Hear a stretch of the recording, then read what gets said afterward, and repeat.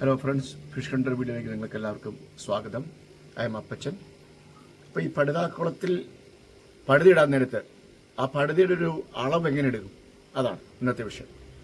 അപ്പോൾ പലപ്പോഴും അതിൻ്റെ അളവ് നമ്മൾ കടയിൽ ചെന്നിട്ട് ഒരുപക്ഷെ നൂല് കെട്ടി അല്ലെങ്കിൽ ചരട് കെട്ടിയിട്ട് അതിൻ്റെ നീളവും വീതിയൊക്കെ എടുത്തുകൊണ്ട് പോയി ആണ് നമ്മൾ പലപ്പോഴും ചെയ്യാറുള്ളത്. എന്നാൽ അല്ലാതെ തന്നെ നമുക്ക് കണക്കൂട്ടാൻ എളുപ്പം എന്താണ്, എങ്ങനെ കണക്കാക്കാം, നമുക്കതാണ് ഇന്ന് നമ്മൾ ചർച്ച ചെയ്യുന്നത്.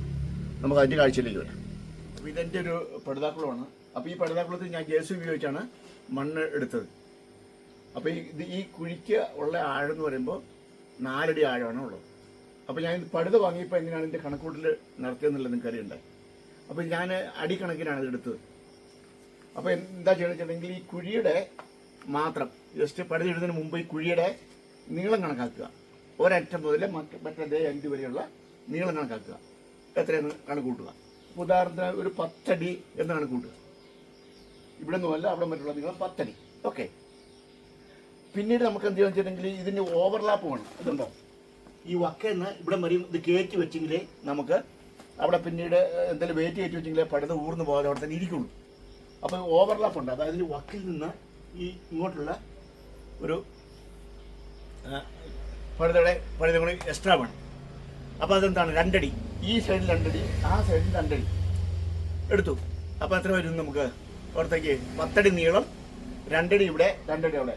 അപ്പോൾ 10 + 2 + 2 ഇവിടെ 2ഉം അവിടെ 2ഉം കൂടി കൂടും. അപ്പോൾ 14 അടി കിട്ടി. ഓക്കെ. ഇനി എന്തായിരുന്നു വെച്ചിട്ടുണ്ടെങ്കിൽ ഇതിനൊരു ആഴം ഉണ്ടല്ലോ, ഞാൻ പറഞ്ഞില്ല ഇതിന് ആഴം ഉണ്ടെന്നുള്ളത്. ആഴം എത്രയായിരുന്നു? 4 അടി എന്നാണ് പറഞ്ഞത്. 4 അടി ആഴം.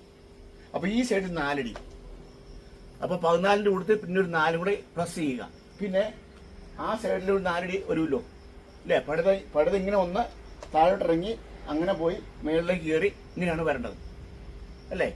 അപ്പോൾ ഇവിടെ 4 അടി, അവിടെ 4 അടി. അപ്പോൾ ഈ 14നോട് കൂടുതൽ നമ്മൾ എന്തും കൂടെ ചേർക്കണം, ഒരു 8 അടിയും കൂടെ എക്സ്ട്രാ ചേർക്കണം. അപ്പോൾ അതിൻ്റെ നീളം കിട്ടും. കണ്ടോ, സിമ്പിളാണ്. അപ്പോൾ വീതി വരുമ്പോൾ ഇതുപോലെ തന്നെ കണക്ക് കൂട്ടണം. വീതി എടുക്കുക. കുഴിയുടെ ഒരറ്റം നല്ല വീതി വശം വരുന്നത് അങ്ങേറ്റം വരെ എത്ര അടി എന്ന് കണക്ക് കൂട്ടുക. ഇവിടെയും 2 അടി വേണം പടുത ഈ സൈഡിൽ. അങ്ങനെ അതിൻ്റെ ഓപ്പോസിറ്റ് സൈഡിലും 2 അടി ഓവർലാപ്പ് വേണം എക്സ്ട്രാ ആയിട്ട്. അപ്പോൾ നമ്മൾ ഒരു ഉദാഹരണമായിട്ട് 8 അടി കണക്ക് കൂട്ടുക. ഇതിൻ്റെ വീതി 8 അടി എന്ന് നമ്മൾ കണക്ക് കൂട്ടുക. അപ്പോൾ 8 അടി വെച്ച് വരുമ്പോഴത്തേക്കും ഇവിടെ 4 അടി, 2 അടി വരും, അവിടെ 2 അടി ഓവർലാപ്പ് വരും ഈ വക്കിലേക്ക് കയറ്റിയിടാനുള്ളത്. അപ്പോൾ 8ഉം 2ഉം 10, ഈ സൈഡിൽ 10ആയി. ആ സൈഡിൽ 2 കൂടുമ്പോൾ 12. പിന്നെ ഇതിൻ്റെ ഹൈറ്റ് അല്ലേ 4 അടി അല്ലേ. അപ്പോൾ ഈ സൈഡിൽ 4 അടി, ആ സൈഡിൽ 4 അടി. അപ്പോൾ 4 4 8 അല്ലേ. അങ്ങനെയാണ് കണക്ക് കൂട്ടുന്നത്. അപ്പം എത്ര വേണ്ടി അതിനോട് കൊടുത്ത് പിന്നെ +8 കൂടെ ചേർക്കുക. അപ്പോൾ അങ്ങനെ വരുമ്പം വീതി നീളം നമുക്ക് കിട്ടും. അപ്പോൾ ആ കണ്ടീഷനുള്ള ഒരു പടുതയാണ് നമുക്ക് ആവശ്യമായിട്ടുള്ളത്. അപ്പോൾ അങ്ങനെ ആ ഒരു സൈസിൽ നമ്മൾ പടുത മേടിക്കുമ്പോൾ നമുക്ക് കിട്ടും പടുത കിട്ടും. അപ്പോൾ നമ്മളതിനെ മൾട്ടി നിങ്ങൾ പറഞ്ഞാൽ നീളം ഇത്ര അടി നീളം, ഇത്ര അടി വീതി എന്നുള്ളത് നമുക്ക് അങ്ങനെ കണക്കാക്കാം. അല്ലാതെ നമ്മളിപ്പോൾ ഒരു ചാരട് എടുത്തിട്ട് അല്ലെങ്കിൽ ടേപ്പ് എടുത്തിട്ട് ഇവിടെ ചവിട്ടി പിടിച്ച് താഴെ ഇറങ്ങി അവിടെ പോയി അവിടെ മേളിൽ പൊക്കി അതിൻ്റെ ഓവർലാപ്പും എല്ലാം ചേർത്ത് അങ്ങനെ കണക്കൂട്ടേണ്ട ആവശ്യമില്ല. വളരെ സിമ്പിളായിട്ട് നമുക്ക് അല്ലാതെ കണക്കാക്കാവുന്നേ ഉള്ളൂ. നീളവും വീതിയും പിടിക്കുക, ബാക്കി ഓവർലാപ്പും കാര്യങ്ങളെല്ലാം നമുക്ക് അതിനോട് പ്ലസ് ചെയ്ത് കണക്കൂട്ടാവുന്നേ ഉള്ളൂ. വളരെ സിമ്പിളായിട്ട് തന്നെ നമുക്ക് കണക്കാക്കാം. അപ്പോൾ ഇങ്ങനൊരു എളുപ്പ വഴി അതിനകത്തുണ്ട്. ഇനി ഇങ്ങനെ കണക്കാക്കി പടുത നമ്മൾ എടുത്തു കഴിഞ്ഞാൽ ഈ പടുത എങ്ങനെയുള്ള പടുതയാണ്? ഏറ്റവും ചുരുങ്ങിയത് നമ്മളൊരു 200 GS എങ്കിലും മത്സ്യകൃഷിക്ക് ഉപയോഗിക്കണം. 200 GS താഴെയുള്ള പടുത എന്ന് പറയുമ്പോൾ വളരെ ലോലമാണ്. ഉറുമ്പരിച്ചു പോലും ചിലപ്പോൾ അതിനെ ഓട്ട വീഴുന്ന സാധ്യതയുണ്ട്. അപ്പോൾ അതുകൊണ്ട് 200 GS മുതലുള്ള പടുതകൾ നമ്മൾ എടുക്കുന്നത് നല്ലത്. അതിപ്പോൾ ഒരുപക്ഷെ നൈലോൺ പടുത ആണെങ്കിൽ 200ന് മുകളിലായിരിക്കും. പോളിത്തീൻ പടുതയാണെങ്കിൽ ഒരു 200 ഏറ്റവും മിനിമം. 200, 250, 300 വരെയും പോളിത്തീൻ പടുത ലഭ്യമാണ്. അപ്പോൾ അങ്ങനെയുള്ളൊരു പടുത എടുത്തിട്ട് ആ പടുത ആ സൈസിൽ ഇട്ട് കഴിഞ്ഞിട്ടുണ്ടെങ്കിൽ ദീർഘനാളം നിലനിൽക്കും. പിന്നെ ചെയ്യാൻ കഴിയുന്ന സംഗതി, ഞാനിപ്പോൾ ചെയ്തിട്ടില്ലെങ്കിൽ ചെയ്യേണ്ടതാണ് ഉടനെ. ഇതിൻ്റെ ഈ വെള്ളം കിടക്കുന്നതിന് ബാക്കിയുള്ള ഭാഗം ഉണ്ടല്ലോ, ഈ വെയിലടിക്കുന്ന ഭാഗം. അപ്പോൾ ഇവിടെയൊക്കെ കണ്ടില്ല, വിസിബിളാണ് വെയിലടിക്കുന്ന ഭാഗമാണ്. ഇതേ ഈ ഭാഗങ്ങളൊക്കെ വെയിലടിക്കുന്നതാണ്. അപ്പോൾ ഈ വെയിലടിക്കുന്ന ഭാഗത്ത് ഈ പടുതൽ തുടർച്ചയായിട്ട് 2-3 വർഷത്തിനൊക്കെ വെയിലടിച്ച് കഴിഞ്ഞാൽ 3 വർഷം കൊണ്ട് ഈ പടുത ലെയറായിട്ട് പൊളിഞ്ഞു പോകും. നൈലോൺ പടുതയ്ക്ക് കുഴപ്പമില്ല, ഈ പോളിത്തീൻ പടുതയുടെ കൈയാണ്.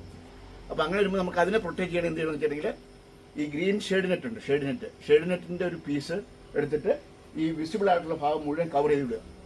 വെള്ളം കിടക്കുന്ന ഭാഗത്തേക്ക് ഇറക്കി ഇടേണ്ട കാര്യമില്ല. കാരണം അവിടെ വെള്ളം കിടക്കുന്നതുകൊണ്ട് പ്രശ്നം വരികയല്ല. വെയിൽ നേരിട്ടടിക്കുന്ന ആ പ്രദേശം അതിൻ്റെ മുകളിലൂടെ കവർ ചെയ്ത് ഒരു ലെയറും കിട്ടുക.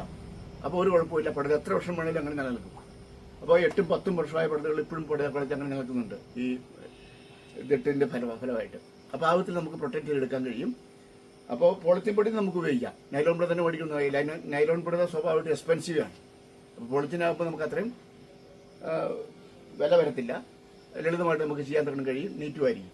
അപ്പോൾ ഈ വിധത്തിലാണ് ഇതിൻ്റെ ഈ നീളവും വീതിയും പടുതയുടെ ഒരു അളവെടുക്കുന്ന ഇത് ഏകദേശം ഒരു രീതി.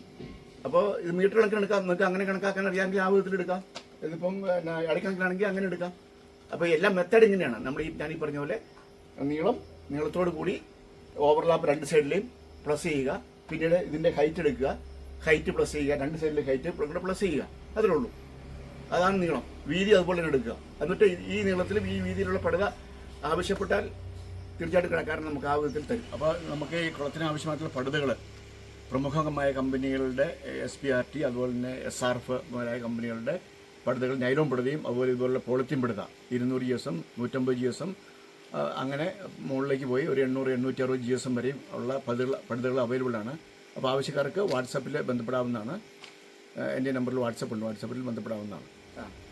അപ്പോൾ ഇന്നത്തെ ഈ വീഡിയോ വളരെ ഇൻഫോർമേറ്റീവ് ആയിട്ടുള്ള ചില വിവരങ്ങൾ നിങ്ങൾക്ക് പ്രദാനം ചെയ്തെന്ന് ഞാൻ വിചാരിക്കുന്നു. അപ്പോൾ ഈ ചാനൽ നിങ്ങൾ ഇതുവരെ സബ്സ്ക്രൈബ് ചെയ്തിട്ടില്ലെങ്കിൽ ദയവായി സബ്സ്ക്രൈബ് ചെയ്യുക. നമുക്ക് ബെൽ ബട്ടൺ അമർത്തി അടുത്ത വീഡിയോയ്ക്കുള്ള നോട്ടിഫിക്കേഷൻ ഉറപ്പുവരുത്തുക. അപ്പോൾ അടുത്തൊരു വീഡിയോയിൽ നമുക്ക് മറ്റൊരു വിഷയമായി കാണാം. അതുവരെ ഗുഡ് ബൈ.